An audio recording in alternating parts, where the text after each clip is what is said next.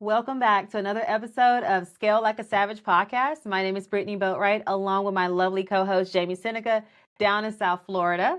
Today we have our friend Grant Johnson checking in from the sunny state of Minnesota. Grant, welcome to the show. Thank you. It is Sunday. It's 90 and humid today. You'll love it. Disgusting. What's the best time to come and visit you guys? Fall. Fall, okay. All right, so Jamie. September, October. All right, so we're going to plan a trip. Yep, come on up. Well, we're going to just hop right into it, Grant.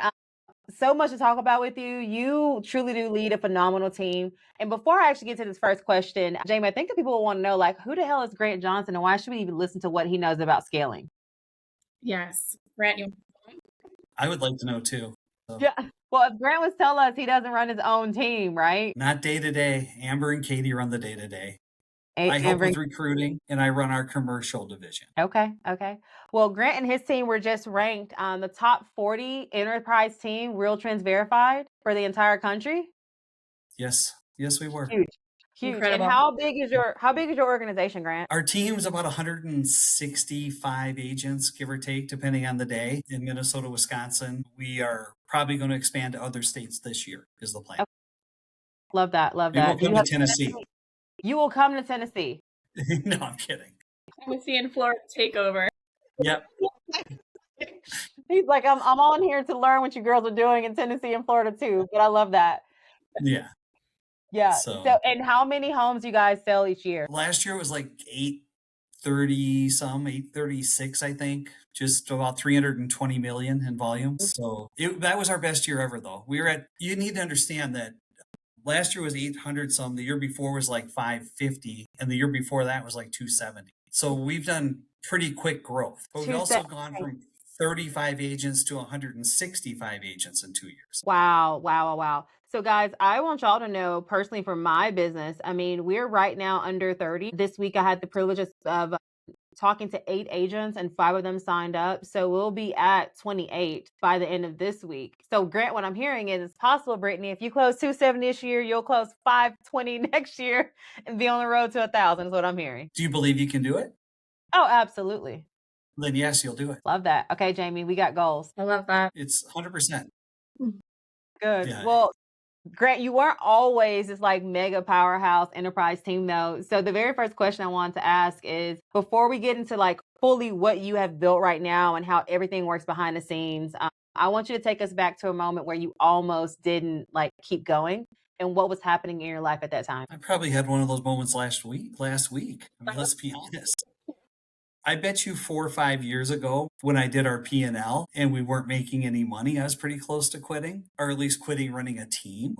I guarantee I've been in the business for 25 plus years. I've probably had 1,000 times I almost quit, right? I remember there was a time when I was relatively new. I almost went to law school instead of being a realtor. I'd been in the business about 5 years and I said, maybe I should go to law school. But then I looked at the median income of an attorney based on what I was making as a realtor, and I said, oh, shit, I make more than the attorney, so I better not do it. Over my life, if I haven't had a chance to quit, I know I've done it 1 to 100 times or more. I've talked to our agents through it multiple times. Mm-hmm. I think everybody in the industry goes through those days. This is a hard business. This is not easy. And if you think it's easy, you're not going to probably make it.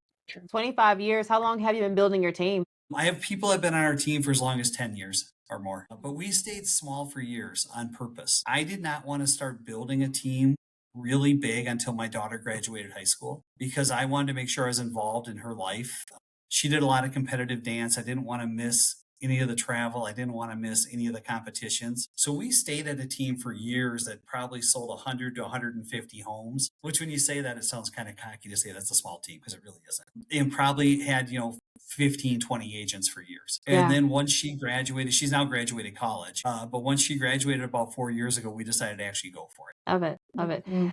So yeah. What was one system or business, like one system or like process that, if y'all didn't have, you feel like everything would fall apart going from 15, 25 agents to like 165? Can I change that from a system or a process to the people? Yeah. Because I will tell you, it's more my people that work with me than it is the systems. I am a big believer in having the right people at the right places, and we've screwed that up 100 different ways. Right now, I have incredible leaders on our team that basically take the day-to-day operations. So like we have Amber that runs the residential sales. Mhm. Chris runs the commercial sales, and Katie runs the operations. Realistically, without them, this team would be nothing. Because if you ask me to log into like Follow Up Boss and do something, we're probably screwed. And today we did an onboarding for a new software, and I'm like, I'm sitting on this, but I don't know why I'm here, right? That is not what I'm good at. I know what I'm good at. I know what I'm bad at. So I stay Yeah. in my lane and let them just run it. I try not to get involved with their decisions. I know some people think very differently than me. They want to micromanage everything. Mhm. That's not the way we're going to do it. We're going to let people make their own mistakes, run their part of the team they want, and then we'll sit down after and talk through it if we think something went really bad. Yeah. But before you got to that point though, Grant, was there any point in building out this amazing team that you realized you were the bottleneck and you needed to let go? And what did you actually do about that if that ever happened? Yeah, I realized it years ago, didn't do anything about it till about 4 years ago. I was always the issue. The leader, what's the old saying? The buck stops here or whatever. Mhm. If you're the leader of a team and there's a bottleneck, I almost guarantee you are the bottleneck somewhere. And I think the biggest issue I see with people that are trying to scale is they're not willing to let go enough. You got to let go and let others do the stuff. Let them run what they're going to run, because you can't be everything to everybody, or you'll never scale to a high level. So true. That is so true. When you were in your scaling phase, going from, oh my gosh, what was it, 35 agents to 166? Yeah, something like that. Is there one person that believed in you before you believed in yourself that kind of took you to the next level? I think we got in the right coaching community, honestly. And I've said this to people before. We hired Sheplak as our coach. Mm-hmm. Mm-hmm. And truthfully, that's when everything changed. I actually tried to hire him for years before, but he had an exclusive arrangement in our market where we couldn't. Wow. Okay. And now we've coached with him for about 2 years. And if you know, that's a big investment, by the way. Mm-hmm. You know, I mean, he's not cheap by any means, but I've watched with his coaching, and now he coaches we have 4 recruiters. He coaches our recruiters. It's myself, Amber, and the recruiters on the call every week. And I've watched what happened with our scaling. Now, truthfully, this year, our recruiting's down from the previous years, and we're working on changing that right now. Mm-hmm. But I don't know if we could have maintained the pace we were at. Maybe we could have. But coaching with him changed our business. 100%. How many did you guys recruit last year? Our net number was 81. Nice. Yeah. We understand net. Yeah. Yeah. To you folks that are listening and you're a team leader out there, let's say you want to grow your organization by 20 people. Please realize you're not just going to recruit 20. You're probably going to recruit like double that, probably Yep. more than net. Yep. Some stay, some go, some you want to leave. You know, Mm-hmm. you got to work through it all. For sure. Grant, we know you've been in this real estate game for a while now, so this likely may not have happened to you. But for our listeners out there that may need to make some personal changes, have you ever felt like your personal circle was holding you back and that you were outgrowing the people that you love? And what did you do to overcome that feeling? I think as you grow, the people you surround yourself with changes at each level. I think the people I talk to now are different than the people I talked to before. I mean, there's not a whole lot of teams with 160 some agents. I mean, we're blessed to have where there's like 3 of us in our market alone, which is unusual. Yeah. So, I mean, I've noticed who I need to talk to understand what's going to happen next has changed. But also, I think as a realtor, if you don't have support at home, I think you're going to be dead in the water in this industry. I'm blessed that my wife is a real estate closer, so she understands the industry, and you just have to have that support. I've seen it with agents so many times. You know, they're doing great, but their spouse doesn't want them doing this or doesn't want them running out on a Saturday morning for a showing or something. And I've seen where they could have been great, making a lot of money, and that just ruined it all for them. Yeah, that's so true. That is so true. Jamie and I both have smaller kids. So I know your daughter's now graduating college, but Malcolm is 4. And how old's your daughter? How old's Sienna? 11. Yeah. So not too small anymore. They still like we have to sacrifice, missing some things or bringing them along. Like Malcolm loves showing houses on a Saturday morning because I'll promise him Krispy Kreme donuts and going to the park afterwards. But it's like that integration we have to do. And I'm super blessed that my husband, he just knows. It makes a difference. My daughter's 23 now, and now she's done with undergrad. Now she's applying to graduate schools, right? So it's a different world that we're in. The coolest thing I saw though is when Amber, who runs our sales division, joined our team 11 years ago. She was a brand new agent. Her first year, she sold like 30 or 35 homes. She did a thing with her son. He was little at the time. And she said, every time mom sells a home, we're going to put like a mark on the refrigerator. And when we get to a certain level, we get to go do this together as a family. And and her son held her more accountable than anybody else. So I think things like that, if you have little kids, get them involved. My daughter went on showings. Yeah. You know, you just got to do it. But I also scheduled, if you looked at my calendar back then, the time with my family was in there first, and I scheduled around it. And I can't think of a client that ever was upset about that. Yeah, I started holding a boundary about my Sundays and going to church faithfully. And after church, we love to do brunch as a family. And I let my clients know and I onboard them what my boundaries are.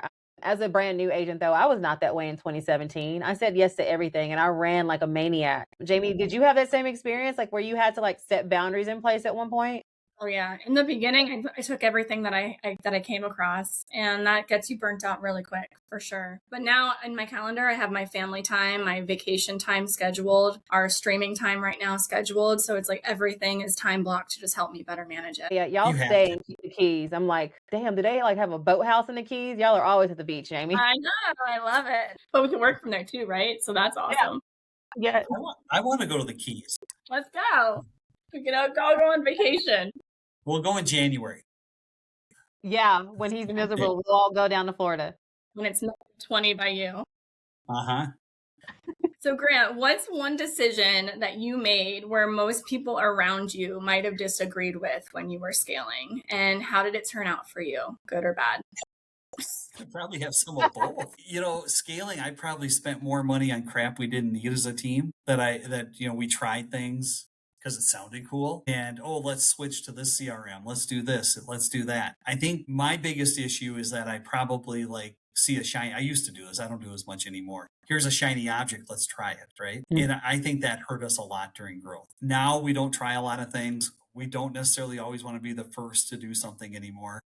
One of my friends calls it a copypreneur instead of an entrepreneur. So you copy the other people that are successful. So if there's a new CRM or a new lead source or something, I don't necessarily jump on it anymore. Yeah, smart. Like one that you introduced me to, and Cole Watkins did it. Well, I was like, I'm gonna wait and see. I'm happy I finally said yes after I let you show me proof of concept and that it worked, and you guys got results. I'm very early on into my team leader career, and so we've literally switched CRMs, I think 4 or 5 times at this point. We're good now, but it's just you never know what's going to work. And now that I have my team on solid footing, I'm like, I don't want to rock the boat too much. Too many changes, and they just, first of all, I hate messing with my processes of the team, like the operations. If I have to mess that up, then we are dead in the water for 90 days. Yeah, that's why we don't switch. Yeah. I'll be honest, we're follow-up boss people. We're not switching. Mm-hmm. We'll be there for years and years, Yeah. So. But also too, Britt, to your point, you switched 4 or 5 times, but what if you would have stuck with that one CRM and went deep on it, and could it have actually worked for your team? Yeah. Well, the first one we were with, I was at a company where everybody had to use their CRM and you got paid through it, and it was owned by the brokerage. If you're listening, always have your own outside CRM because you may not stay there forever. So we had to leave there. And then I went to the one that other team leaders were using. It just didn't have all the tools. So we did switch. I mean, we had, I'm not going to name them out loud. Yeah, we had 4 until we got with FUB as well. Yeah. Yep. Mm-hmm.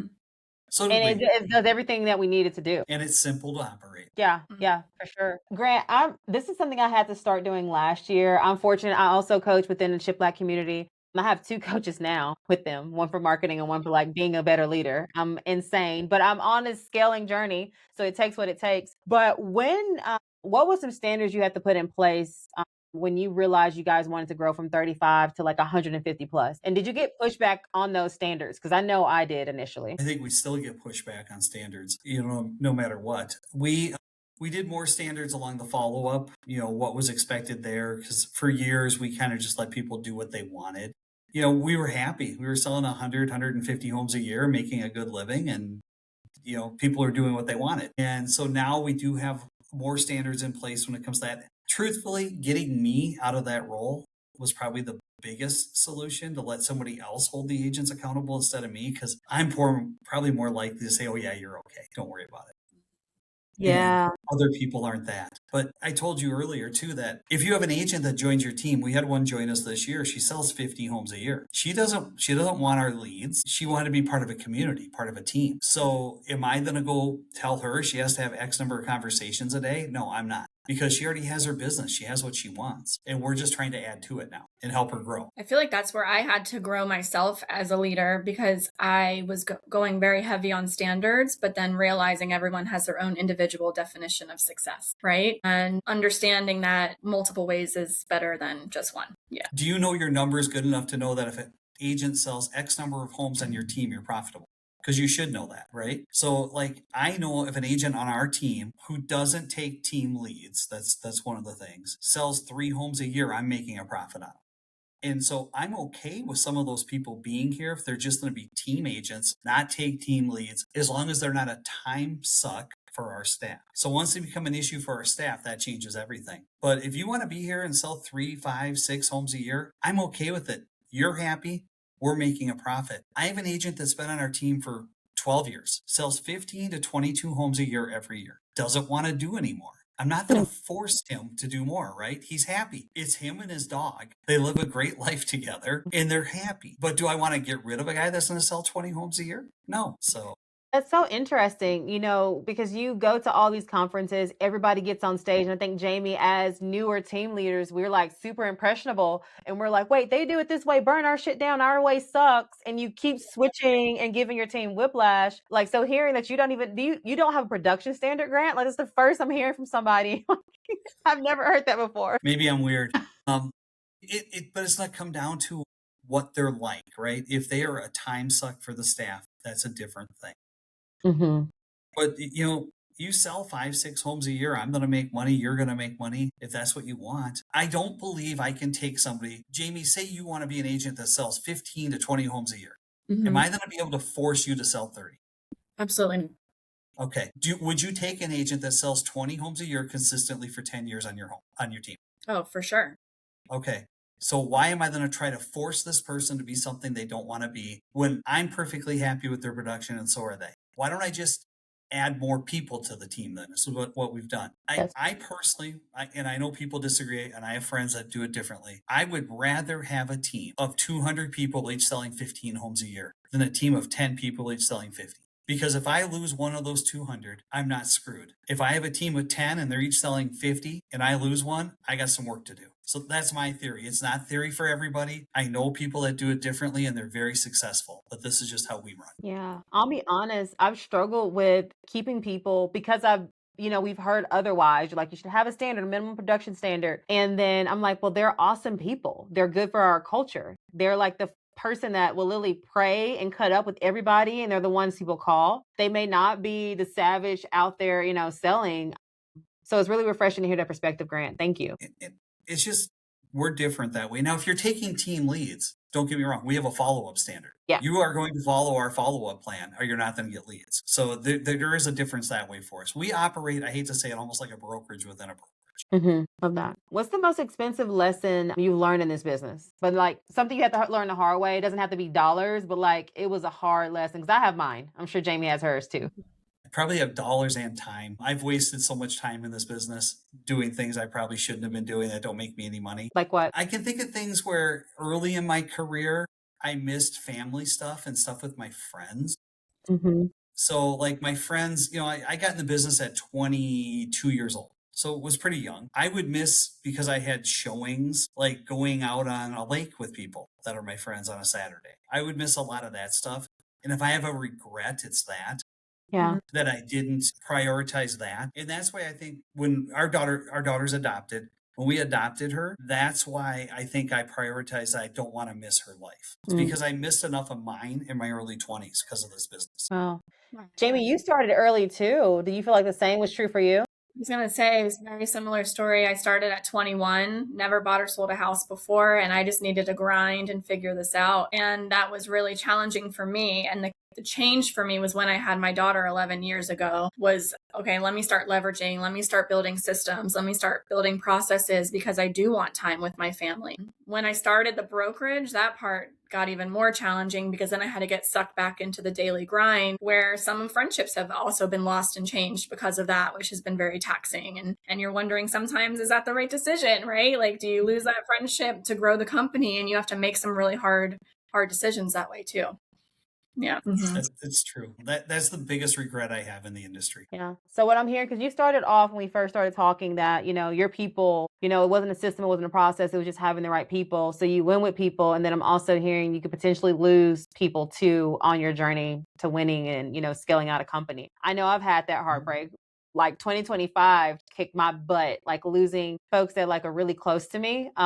And making decisions that are right for the folks that we all have to pay bills, and those bills we pay support our staff and our agents. And it's just like, it's a lot of pressure. I know it's a great privilege, but it's like, it can get really lonely when you're a team leader building out a company. It can. And I think you need to have other team leaders to lean on. If you're starting a team or you're new running one, lean on people that are your friends that have been where you are before. Don't be afraid to call and ask questions. Nobody I know in this industry is not going to help you. Everybody's going to step forward and do something. There's no secret to any of this. I mean, people I'll share everything we do. I mean, it's fine. Do it, copy it, take it. That's how we got it. You do share. You're like one of the most generous humans I know, Grant, and we love that. And you just took a call with me the other day, and I'm just like, back in the day, I would have been a little bit intimidated, like walking into the community, right? Small fish, big pond. But everyone in the community has completely changed my life just by being so open, like how you are. There's a friend of mine in our local market that has a team of 250 agents, and they sold 1,800 homes last year. I called him, and that's how I feel like, crap, this guy's like big time. He's number one Remax in the world. Okay. I call him and it's like, he's big time. That guy will share everything with you. And I think the people that are the most successful, as people say what success is, are the ones that are most willing to share. Super abundant. So wait, he's in your market too? Because he's in my market, the number one Remax team in the world. It depends. Okay. Well, Ryan O'Neill's in our market. Okay. They're number one for units. Gary Ashton's in your market. They're number one for sales volume. Okay. So we're both competing against Remax agents. Love that. In our market, we're fourth for enterprise teams at 800 and some sales. The number one was at 2,400. Number two was at 1,700. Number three was at like 900 and something. That's massive. I don't think people in Tennessee are moving that way. That's a lot of real estate and lives change. Like, I was on a call with Sheplack and he said our market is a bloodbath. It is. It's insane what happens here. It's a lot of drama. Y'all should have more reality shows. That would be cool. Reality shows where it's icy out. So somebody falls on the ice? Is that what we're working? Okay. We'll take you guys ice fishing. Come on up here. No, thank you. Nothing. Do you guys like have a lot of competition for listings? Is that always a thing where you are? Yeah. It's unless you know the people really well, it'll probably be 2 to 4 other agents for every listing, and it works. I mean, we have our pre-listing system that helps our agents win. I mean, we do everything we can to help them win. I love that. So what I heard Grant say is he'll share his pre-listing system with everybody that's listening to this episode. Sure, 100%, no problem. Love it. Well, we have our education. I can never say it right. A term you literally made up. Education. Is that a Southern word? No, it means education plus execution. Because like we've all been in the conferences and like you have a notebook, literally a notebook full of stuff right here. And it's like, okay, what out of that notebook did you actually do? And I feel like that's where a lot of people get stuck. They overlearn. And I'm like, but your butt never did anything to like take massive action. Is it sad that I go to conferences for a different reason? Why do you go? Curious. Networking, getting to know other people. Do I take notes and do stuff? 100%. Yes. But the more I'm around people that are high performers and the more I get to know them and they become your friend, the more they will help you and you can help them grow. I love that. And that's the main reason I go. That's definitely a video we should circulate from this whole conversation. Grant Johnson's just a man for the people of the people. I'm not running for president. No, I'm just kidding. You got that box, that the die box on your table. You'll need even more of that if you run for president. Last job I want in the world. Thank you. Yeah. Well, our very last question that we get to ask every guest is, what does it actually mean to you to scale like a savage? It means to do something other people haven't done at a level they haven't done it at. Where's my pen? I know. I love that. Mic drop. That's so good. Here. Well, thank you so much, Grant. Yeah, thank you for sitting down and talking with us today. So many powerful takeaways, and what I got from it, Jamie. I'll let you talk about what you got for it. You're just about your people, and that's how you've grown this massive, like, admirable organization, and you're going to continue to do so. And pouring into your people and developing people and giving everyone a safe space to grow their own business the way that they want. I feel like that's so admirable. That's amazing. Thank you. Yeah. And you got the units to back it up, which is savage. So yeah. Very savage. Well, thank you for listening, guys. Be sure you tune in for our next episode of Scale Like a Savage, the podcast.